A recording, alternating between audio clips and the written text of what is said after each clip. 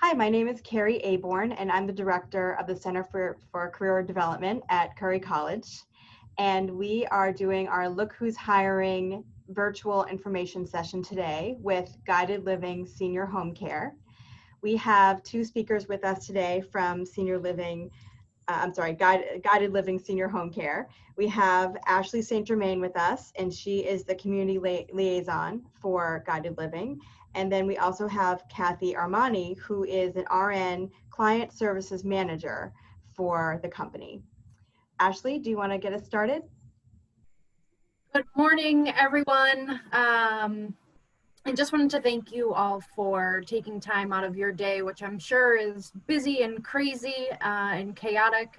We really appreciate you giving us this time. We're really excited to give you some wonderful information about our company, and Kathy will be able to guide us through this presentation, but please feel free to, as Carrie had explained, type in the chat, jump in, don't be afraid to, you're not going to be interrupting.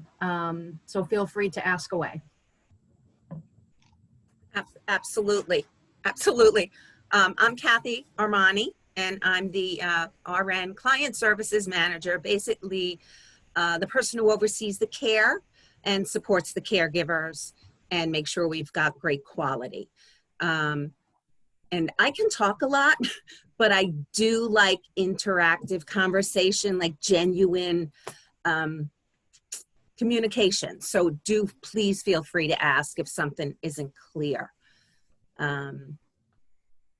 I've been with the company about 3 years. It was founded 6 years ago by a gentleman who was seeking good home care for an elderly person in his life and couldn't find it.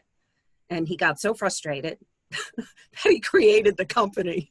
And so the mission truly is to provide care, compassion, and independence to elders in their home. We also have elders who are in facilities who need more than the facilities can provide. And we have actually done very well through this pandemic, which is amazing. We've been very proactive in protecting our clients. They're not patients, they're clients to us. And protecting our caregivers as well. It's been all hands on deck. The whole team was just jumped right in and made sure we had what we needed to keep things safe while still providing the quality care. I'd like to add that we came together as a team to prepare care packages for our caregivers, which included PPE, just to make sure they felt safe and comfortable going into homes or these communities, and they didn't have to worry about where anything was going to come from. We wanted to make sure that we were providing that for them. Correct. Yeah. Oh, someone's coming in. Hold on one sec.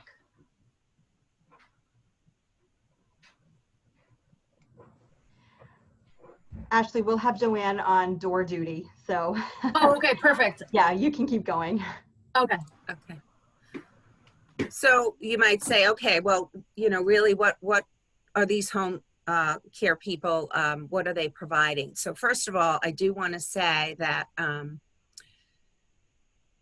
we provide all sorts of, basically whatever's going to keep people home and safe. So personal care services, showering, bathing, grooming, dressing, toileting, also sometimes companionship. We will bring people to, the library or out to lunch. Sometimes do their grocery shopping, picking up prescriptions, whatever, sometimes family says, well, we have one in particular family member says she loves to go watch the sunset because we have a number of people with dementia. And if you take her out and bring her to see the sunset, she sleeps better. So that's what our caregivers do. So every person, we develop a very individualized plan of care for them that our caregivers follow. And that we'll also do light housekeeping.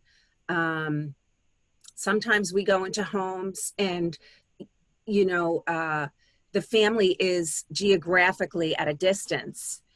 We'll need to clean out the fridge. There's old food in there. They're having stomach upset and you realize they're in there with really old food. So it's very individualized to the need. I probably should have put up here some of the wonderful, wonderful comments we have. I don't know what I would have done without guided living. We take pride in caring for our elders, believing that they deserve this care. So with that said, we hire certified nursing assistants, certified home health aides, first year or first semester nursing students. We have education all along, and we'll talk about that a little bit later. But people need to have some experience. So if you're a first year nursing student and you have done a rotation with any hands-on in-facility care, then we take you on. And I would say we have had a number of nursing students who have come to us while they were going to school for nursing and provided home health aide care for us as a home health aide, and then went on to become RNs and came back and helped us with our admissions and our resumptions of care and our quality and our oversight and our supervision of our caregivers. So there is a career path as well. Kathy, can you explain not that it's a matchmaking, but it's almost like we are making sure that we are putting the best caregiver with a client. Yes. Let's say Sammy is really great at gardening and she really loves it. Maybe with Mrs. Jones, who also loves gardening, even if they're not able to actually garden, maybe they could read garden books. Can you explain that process? Absolutely. And it actually goes beyond that. So when we bring people in, they do a checklist of their skills. So if somebody has experience in hospice and they love hospice, that's on their profile. If a client is on hospice or maybe close to hospice, that's on theirs and it's matched. If somebody is very talkative and the client prefers peace and quiet, then we're not going to send that talkative caregiver. However, another one loves that. So not only is there kind of like this matchmaking interface in our records, but the team, we know our peeps. We know them. And I don't do scheduling, but I will like weigh in after meeting a client and say to the scheduling team, so-and-so would be great there because of whatever this particular client's needs might be. It's a personalized, it's very personalized. We're not cookie cutter. So yeah, that was a good point. Thanks, Ashley, for bringing that up. So, and basically we pride ourselves in our professionalism. That's what this slide speaks to. Punctuality, people definitely, they sign into their shifts, they sign out of their shifts. And actually in that, we've put in it's like a screening tool. And they have to attest to that they've had no fever, that they've had no shortness of breath nor new cough, that they haven't been exposed to anybody. And there's one other qualifier before they can even sign in. That was something to protect our caregivers and our clients. We communicate like constantly with our caregivers. So it can be isolating sometimes out in the home. So they know they've got this whole team behind them, and we have their back. I think it's important to note that the communication goes both ways, that it's an open door policy with Patrick, who is the owner of the company. So whether it be a text message or a phone call or an email, or it's through the portal, the communication, someone is always available, always. Correct. And it's actually amazing to me that you call in and you have a concern, so-and-so is weaker than she was my last shift here. You're not going to get an answering service. You're going to get one of us, always. And it's quite amazing. And later on, we'll show you a picture of the team. We're not huge, but we do it because we're committed. So the communication, that's, I think, the most important piece. We have a lot of tools because the owner is very tech proficient, and we have a lot of tools where we can reach one another and make sure, that the communication is there and everybody on the team is aware of what's going on.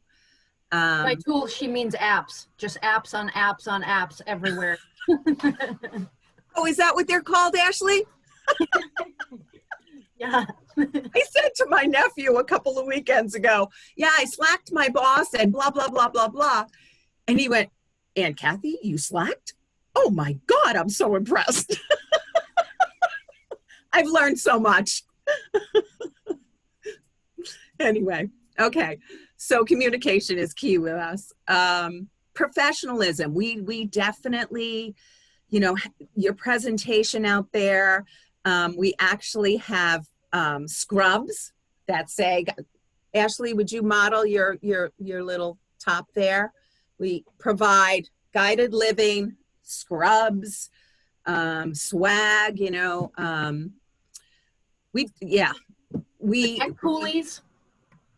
Yes, when it was wicked hot, we got these little coolie things. They were like little scarves that you put around, but they had been in the fridge.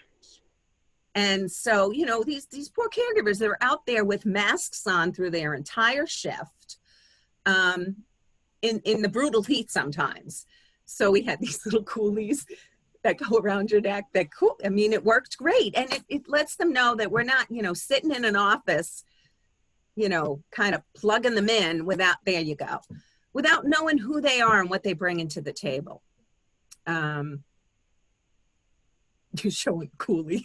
So we've done a lot of those type of things. We're also, can I say that Patrick is bringing things to the team for those of us who've had anniversaries that have been with us 3 or 5 years.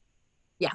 Okay. Just a constant show of appreciation for our caregivers, because it's a very, what's the word? Almost like an unsung hero award position. Yes. Yes. No one's out there giving you a pat on the back and saying, just rewarding you for really anything. It's very much, we just want to show our appreciation. So we do that as much as we can. So we actually just designed different things, wine glasses and trophies and, the scrub tops, as Kathy had mentioned, that the owner is actually going to be personally delivering himself to each caregiver that has an anniversary. We're doing 3, 5 and beyond years of caregiving, which says a lot that, we have these caregivers that are staying on board because of all of these things that we're trying to, do, the communication and the appreciation and all of the good things. Yeah. I mean, the work itself is exceptionally rewarding in general.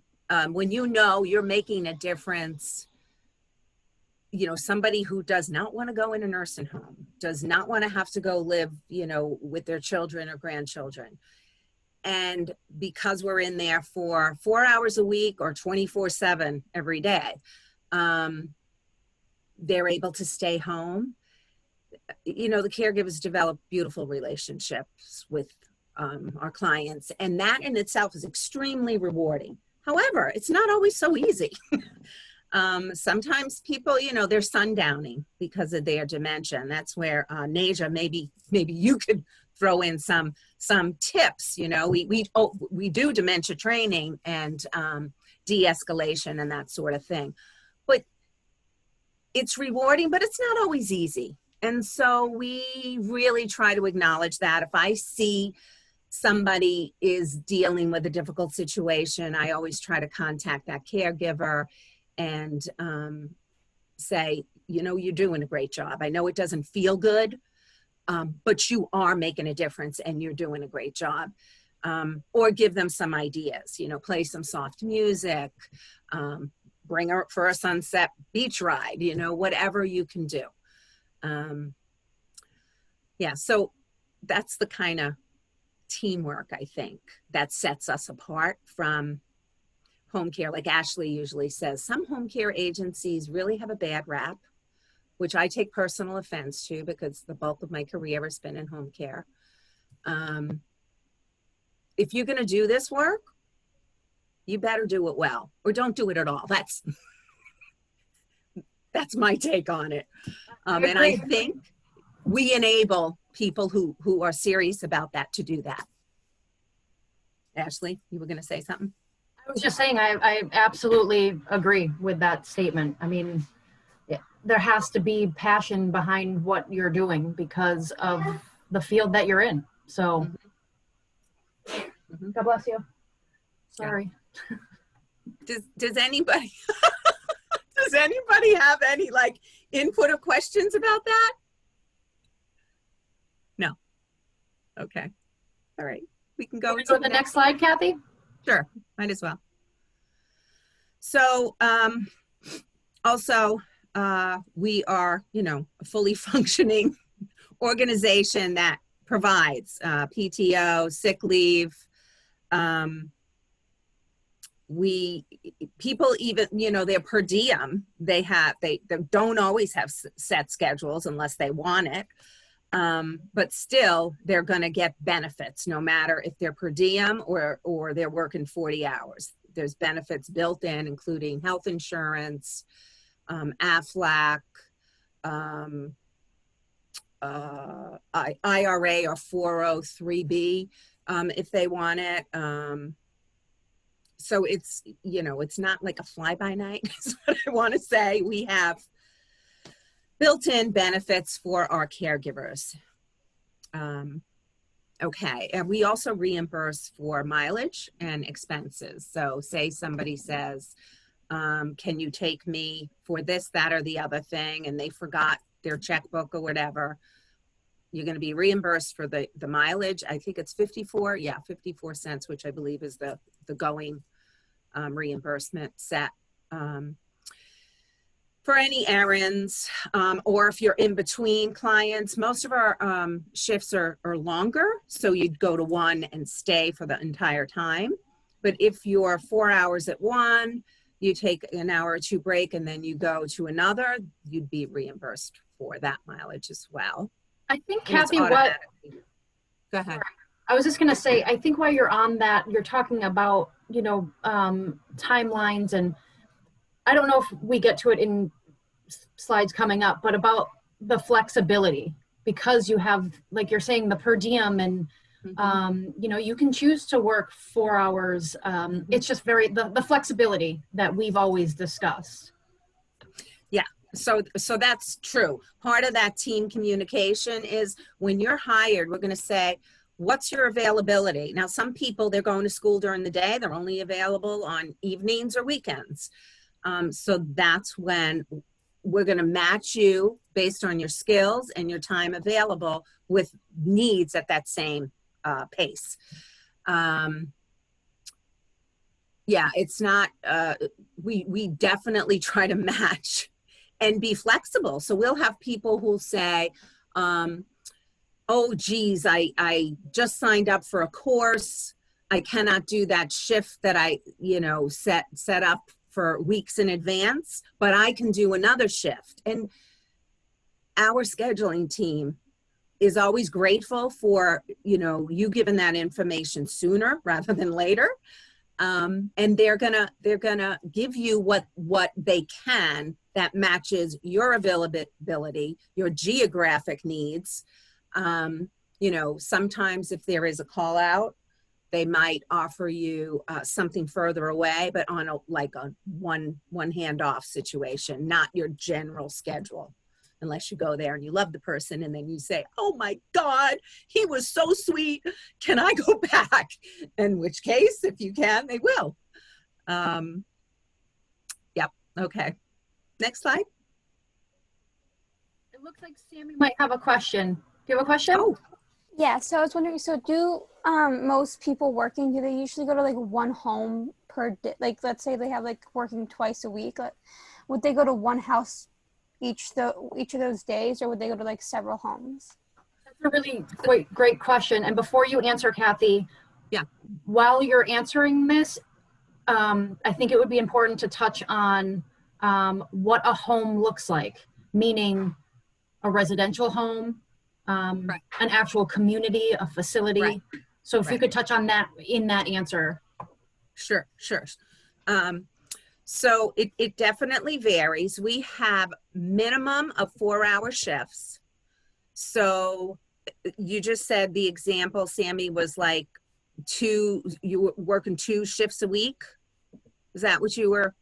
So we try it was like either one. I don't know. I was just an example I was thinking of, but like whatever. Okay. I wasn't sure. Okay. So we're gonna try to have it be consistent, particularly if you're comfortable with that client and that client is very comfortable with you. So if that's availability and it matches, absolutely.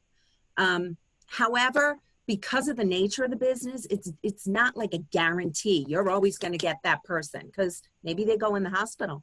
Maybe their family moves them, you know, to their home.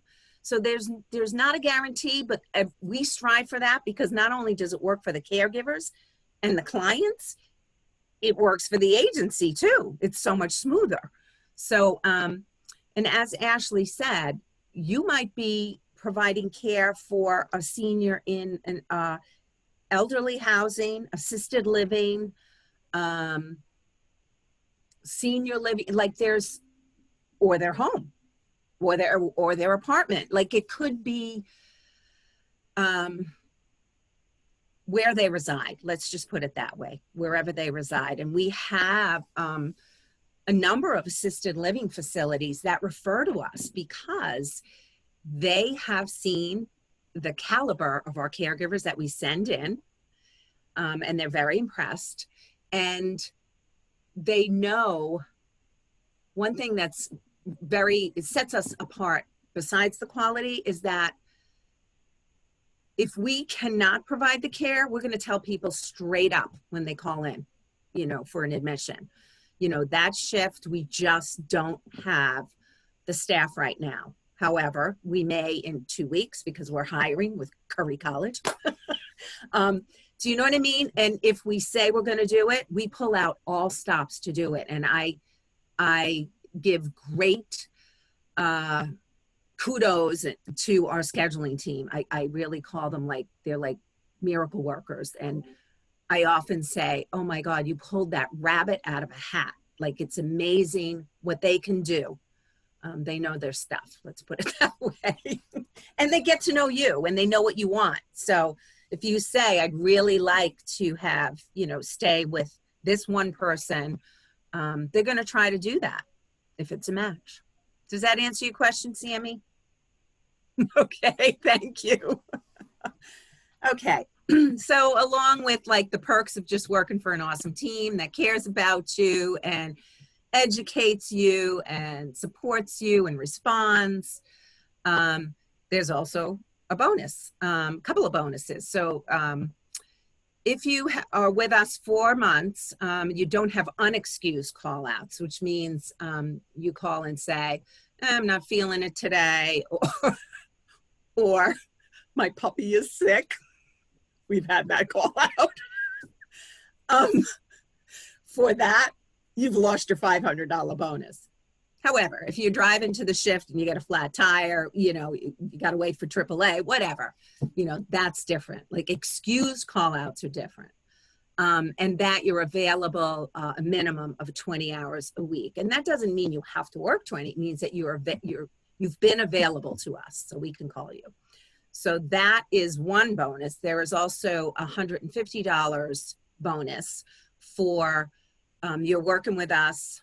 I forget all the details, but you're working with us and you refer another caregiver who works with us a certain amount of hours, right, Ashley? I think it was 80 hours. I think when that person reaches 80 hours, right, with us, you get $150 in your paycheck.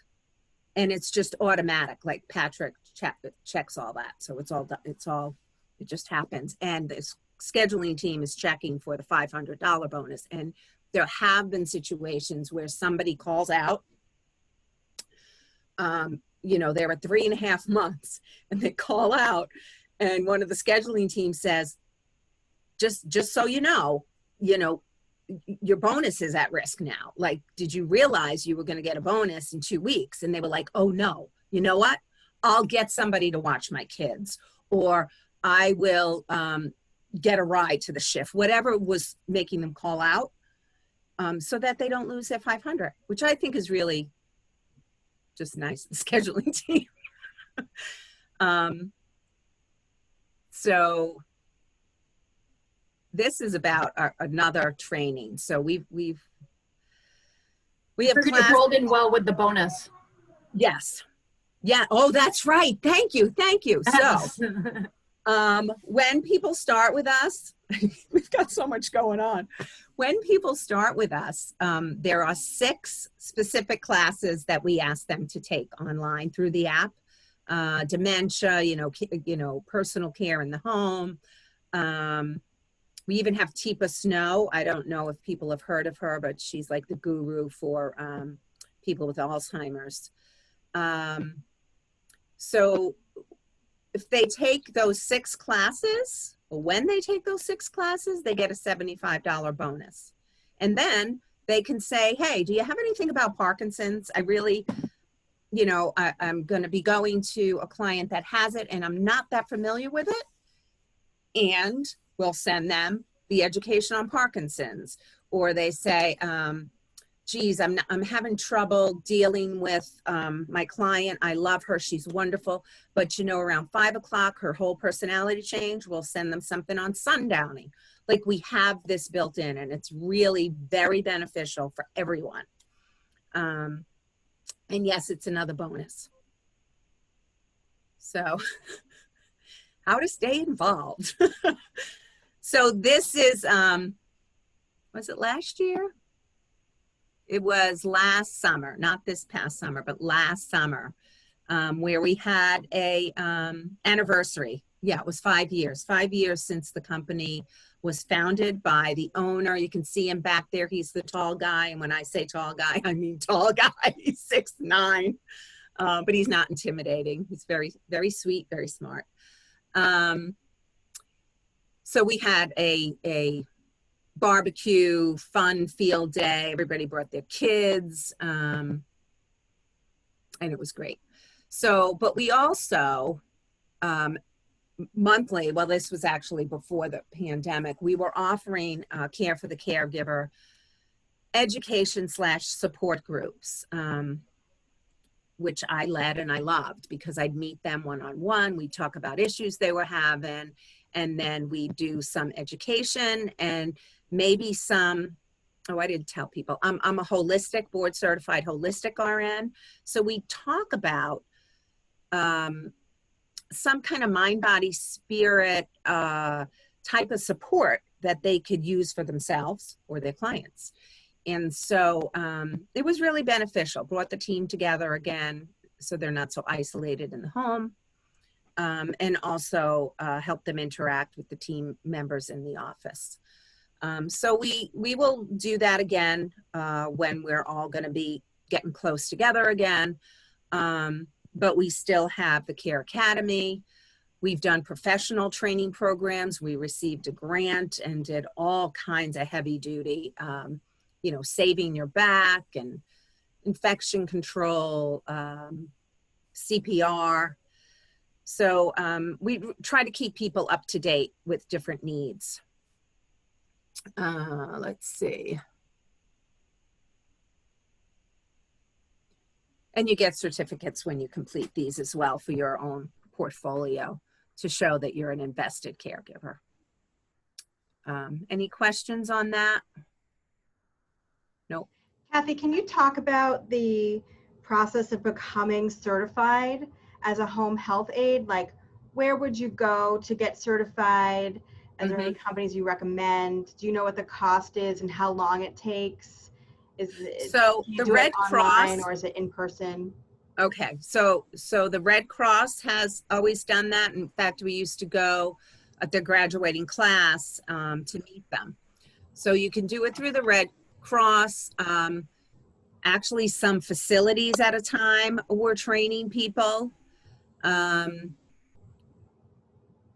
But as I said earlier, if you are a nursing student who has had a rotation, you know, in a facility or with care, then you are like fostered in, you're kind of grandfathered in. And then we'll take it from there and you know, kind of give you whatever further education you need to get it going. And I'm trying to remember the cost. I know Red Cross, it was not that expensive. So I'd ask people to just kind of check that out. Okay, thanks. Mm-hmm. So that's some of our caregivers, some of our team members that wanted to have their picture taken. So Ashley, can you go on to the next slide? Nope. I think I've lost Miss Ashley. While we were waiting for Ashley to come back and advance the slide, I was just curious if you can talk a little bit just about your career path. And, you know, you started off in school and, you know, how did you end up where you are now? Okay, sure. So I actually grew up in New York. Knew I always wanted to be a nurse from the time I was 5 years old. Had 6 brothers, and they would play whatever, and I'd say, let me bandage you, for real. And they'd say, well, only if you make us peanut butter and jelly sandwiches first. So I would gladly make them peanut butter and jelly sandwiches and then say, okay, give me a leg, I'm gonna wrap it up. And you know, it's funny because I look back now, I am board certified in holistic nursing, and I think that was the beginning. You cannot take care of a body part or a disease, you have to take care of the whole person. So I think my first job was at a city hospital in a concentrated care unit, you know, thrown in as a graduate nurse, pretty tough stuff. Was doing hospital nursing for quite a while when I was asked to do home care for pediatric. It was actually PD palliative care, which is, you know, children that are not going to survive. And I did not want to do it. I was like, oh, I can't deal with sick kids. There's no way I can do that.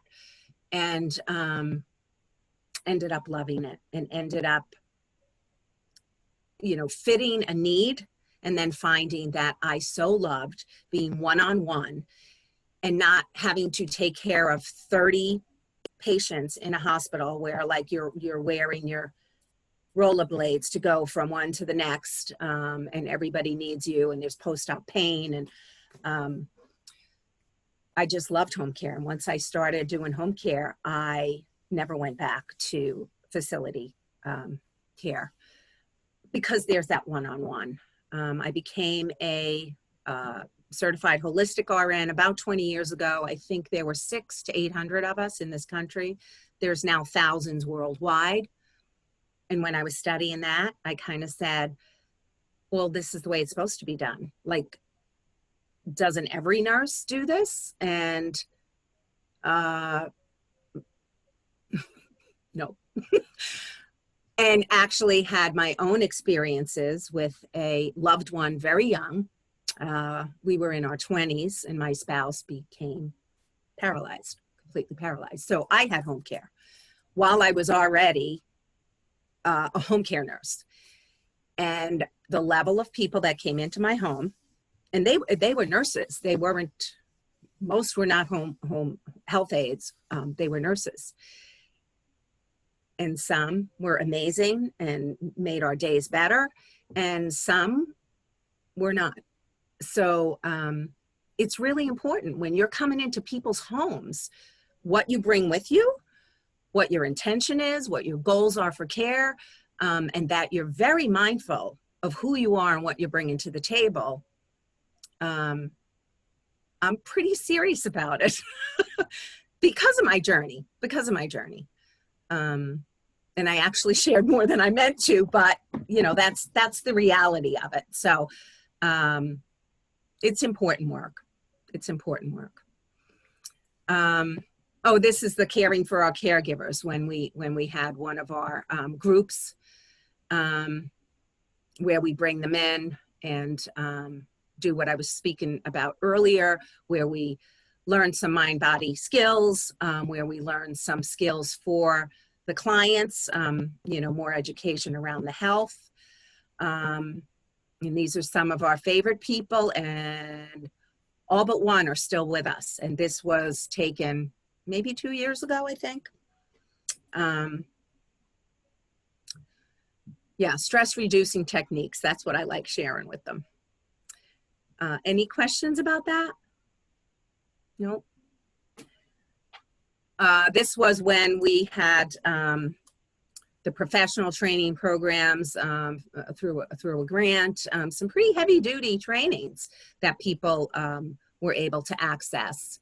Important topics and techniques for ongoing caregiving, to keep them safe, to keep them well.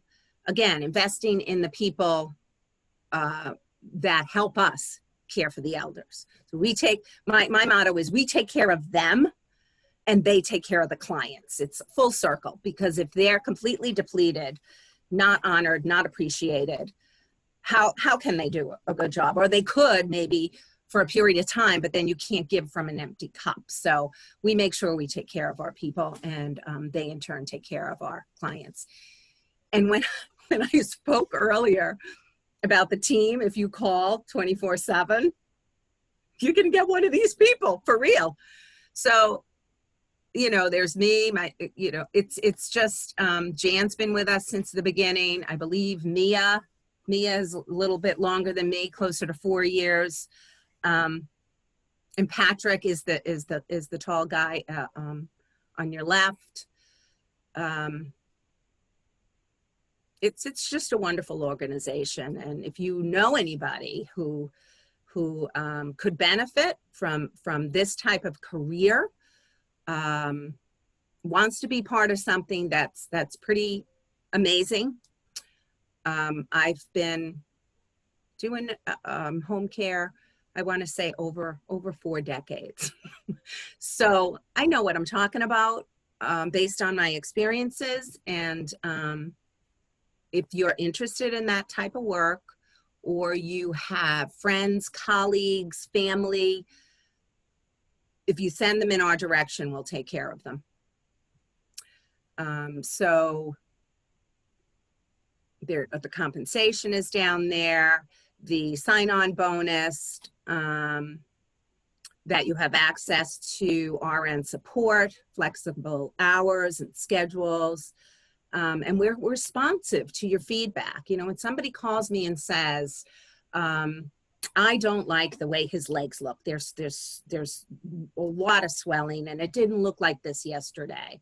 You know, I'm going to jump on that. I'm going to talk to the family. If the VNA is in there, I'll talk to them. If hospice is in there, I'll talk to them. We're all in it together to take care of the elders who deserve it. That's pretty much it.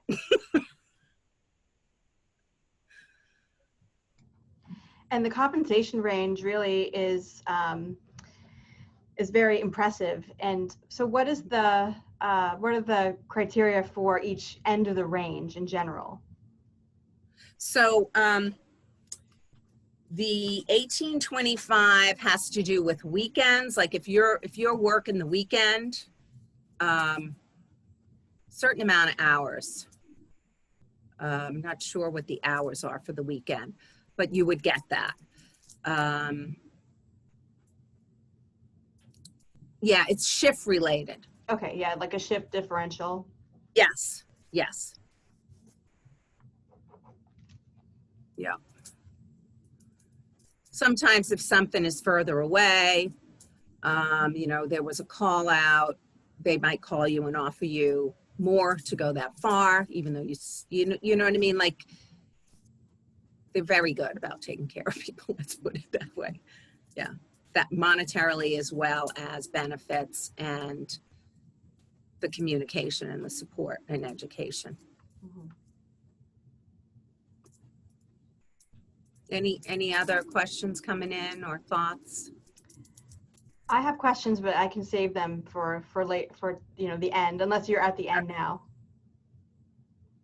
Ashley, was there anything more that I didn't touch on that was on our list to talk about? I just wanted to make sure that we covered the scope of clients that we deal with, meaning from, I know that we discussed, you know, we do companionship and the light housekeeping, but the types of, I don't know if diseases is the right word, but you know, there's dementia, there's Parkinson's, there's fall risks, there's people are just getting out of rehab for a slew of different things. So there's going to be different opportunities that I think you can better speak to. Yeah, so a myriad of conditions. Absolutely. It was founded for elders and seniors. However, we do have some younger people, you know, post knee surgery or post a fall. Excuse me. We've actually had some people with cerebral palsy, Parkinson's, Alzheimer's, cancer, many conditions. And we make sure that we send in people who can meet that need, whatever it might be. In fact, we had sort of a PD, but not really a PD, you know, a young adult with many health issues. And it was an RN student who went in and said, oh, geez, I don't know about this. I've never taken care of somebody with, you know, this type of issue. And we talked it through before her shift, after her shift, I think the next shift. And she now is so devoted to that client, and that client and family is so devoted to her. Because she kind of reached beyond her comfort zone, was supported in doing that, was educated, and you know, they kind of come and go. But whenever they come back, they ask for her and she asks for them. So it's an awesome fit.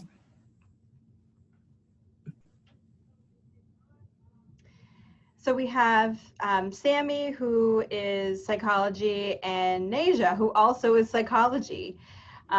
So I assume both of you are interested in this as a potential part-time job because it relates to your potential areas of interest. For Nasia, you mentioned that you are interested in working with mentally ill patients, and Sammy, I know that you and I have talked before, and you are potentially interested in working with the older elder population. So I'd just like to hear from both of you about, you know, what you're thinking about this. Is it an option? What questions do you have? So I know you guys were talking a lot about having like register like RNs. I was wondering if there's like any positions for psychology majors within, or like psychology oriented students. So we don't have something right now, but I will tell you that home care in general is growing. It needs to, you know, I mean, more and more people are coming home sooner and sicker. And a large portion of our population has, you know, mental health issues beyond physical issues as well. And I would say particularly with this pandemic and this crisis, there is going to be a huge need. So I think if you know, you can couple with a organization that kind of sees the opportunity in that and could offer those kind of services as part of their caregiving, you know, it is full service at home that people need. And, you know, I'm a proponent. That's huge. That's a huge piece of it. So I would hope we'll move in that direction. Let's put it that way. Okay, perfect. Thank you. Okay.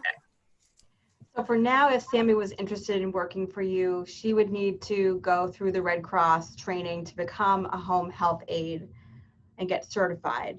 Yes. And then she could work for you with the flexible hours, nights, weekends, between classes, as long as it's 4-hour shifts at least. Yep.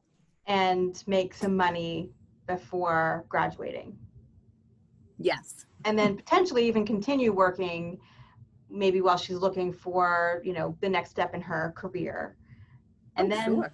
she might even end up saying, I really like home health care as a career. Yeah. Yeah. True. And you know, you don't know. I mean, maybe there's a niche for you to support caregivers once you are a psychologist and say, you know, caregiving is a very difficult but rewarding career. And I can say that because that's me. And right, my phone. you need your type of support to do it. You need self-awareness. And if you don't, you need to be taught how to care for yourself so you can take care of others. So that's a big piece of it, you know, and you might find lots of resources within your studies, you know, that can work with people. And even, you know, the spouses of people that are ill. That would be a huge place where psychological support is just so important. Thank you. You're so welcome. Neja, I know you were having some trouble with your phone, but before you jumped off, I was asking about your thoughts around, you know, how are you feeling about this as a potential part-time job, relating to your interest in working with mentally ill patients, and what questions do you have? Awesome. So I think this would be a great start for me in my field. I've actually tried getting a part-time job for caregiving. I think it was my freshman year, but it was I didn't have experience, so I couldn't really, you know, go into that area. But I really think this is a great, you know, opportunity for me to get started in my field. And this would be a very exciting experience for me that I'm actually really excited about. And I've always wanted to work with old folks, you know. I grew up with having manners and respecting people who are older than me. So, and I do have a soft spot for them too. So, yeah, I think this would be a great opportunity. But I do have a question in regards to like transportation wise. I believe I asked this question, but I don't remember. Like, do we need a license? Because I remember when I first heard about this job, they told me that I needed a license to be able to work there. So I was wondering, because I'm from Connecticut, so I'm just living out here on campus, but I'm potentially going to move out here in Massachusetts and get my license out here. So I was wondering, like, do I need a license, or is it okay if I use like a regular transportation, like the bus or the train or the Uber? So the problem is because the shifts are varied, not every place like has access to like, you know, a bus or whatever. Like you don't want to be coming off a shift at midnight. Not Right. that we usually have like, it's more like 8 p.m. to 8 a.m., but you just don't know. Right. Sometimes if our clients take a turn and they need to go to the hospital and there's no family around, we would ask you to follow in your car. Okay. And make sure they're settled in the ER before leaving the shift. So I would say just in doing this work to get your license, so you're prepared to be able to do those kind of things. Right. Right. We have had caregivers who say they didn't have a car for a period of time, but they had a dedicated, somebody was driving them and picking them up. So if you have that scenario, but I believe we have in our requirements that you do need a license. Do you know? I think we do. I think we do. Unless you can say, I'm in the process of getting one. Okay. You know, I have a dedicated person who will drive me to my shifts. Awesome. Yeah. Okay. Yeah. Okay. Really Yeah, good that's, question. yeah, thank you. You're welcome. So for people who are interested in taking the next step, if they are able to go and get the home health aid certification through the Red Cross and they want to apply, what would that application process look like? What would they need to do? What documents would they need to have? So basically they can go online. I think the webpage was on that last. They can go online and just apply. And then what happens is our HR coordinator in the office, she will reach out, you know, she will give you a call. She will pre-screen you on the phone. And then she will invite you to come in for an in-person interview. For that, you would bring whatever certificates you have, whatever, you know, added education you have, your previous employment, some references.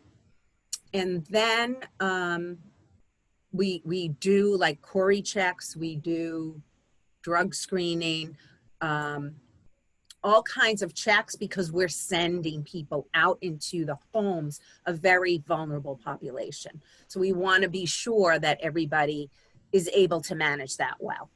So, and then once all of that is in, and she will ask you at that time when she's interviewing you, she will ask you what your schedule preferences and availability are and your location. And then once all those things are in, she will invite you to an orientation that we do in the office. Yep. And so for, even though we don't have any nursing students on the call right now, we do obviously have a nursing program, and we'll make sure that this video is sent out to them. So for nursing students who have done at least one rotation, they could just apply directly. Absolutely. Yep. Okay.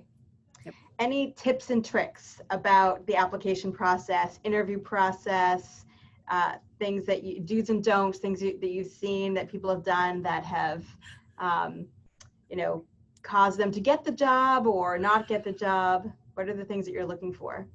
So, you know, professional appearance, passion for the work, eagerness. You know, if somebody's like, like, I really don't care, I'm just here, you know, no. I do find we have a skills check, and sometimes people are kind of timid about and then I'll have a discussion with them and they have done it, but they don't feel proficient, you know, in helping an elder walk or whatever. Like, yes, but would you be able to do that? Well, of course I would. You know what I mean? They don't even almost give themselves enough credit. I would say professional appearance. Don't bring your children to your interview. We love children. However, that's not the place. What else? Let us know. For me, what a big question for me is, why do you want to do this work? And you can tell when somebody is genuine. Like, just both Naja and Sammy, just listening to the very little you spoke, I could tell you were truly into it, both of you. And I would hire you based on that once we went through the whole process. You know what I mean? Because to me, that was real. You can't fake that genuine passion or care for other people in this world, and be able to want to bring what you have to the table. So I think it's fair to say, as an agency, and the small team, we are all very transparent. We are all very open with communication. mhm. Sorry for my 5-year-old. But I think it's important, and I don't want to say that we expect that, but to have that reciprocated from someone coming in is like, you're already up there, with the genuine and the passion, having the communication and being open. It's okay if you can't make a shift. You got to let us know, give us, we're able to work with you. So just being open, I think, is really, really important. Yeah, great point. Thanks. Well, we've come to the end of our hour. Do you have any other questions before we end our recording? Do you have a quick question?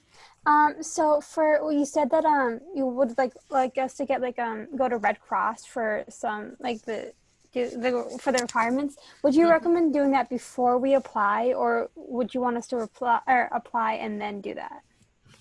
I'd say do that, but I would also say that the work that you're doing in your schooling, that to me would be a piece of your experience. Do you know what I mean? Because normally we ask for a year's experience, but I would say if you've been out in the field doing like internship and working with people towards learn like that, we could talk about it and see where that would fit. Okay, great. Thank you.